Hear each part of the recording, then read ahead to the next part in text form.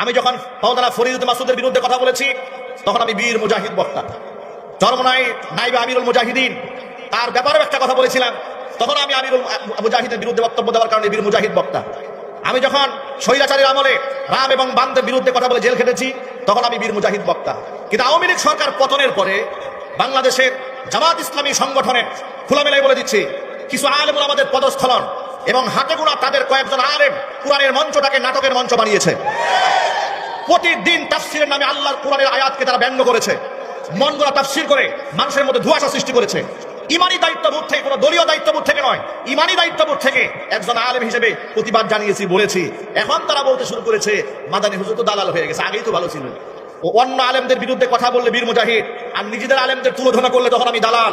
আপনাদের মনে রাখতে হবে, বিগত স্বৈরাচারীর আমলের কারো রক্ত চক্ষুকে আমরা পরোয়া না করে হতের কথা বলেছি, জেল খেটেছি, জরিমানা দিয়েছি, বছরের পর বছর এলাকা ছাড়া থেকেছি।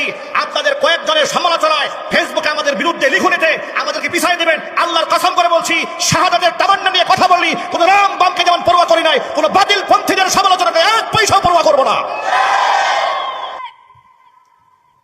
নিজেদের পক্ষে কথা বলেই হক্কানি, নিজেদের কথা বলেই রব্বানি। আমার প্রশ্ন শোনেন, আপনাদের দলের হাজার হাজার নেতা কর্মীরা পূজায় গিয়েছে, পূজায় অর্থ সহযোগিতা করেছে, আপনার প্রতিবাদ করলেন না কেন? আওয়াজ দেন।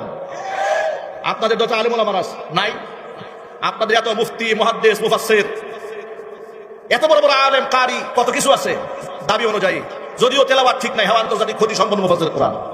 কথা বলেন না কেন?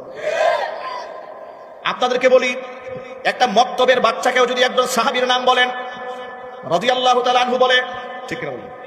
এতটুকু ন্যূনতম জ্ঞান তো আমাদের কওমি মাদ্রাসায় আছে না? নাই? এতটুকু আদব আমাদের বাচ্চাদেরকে আমরা শিখিয়েছি কিনা?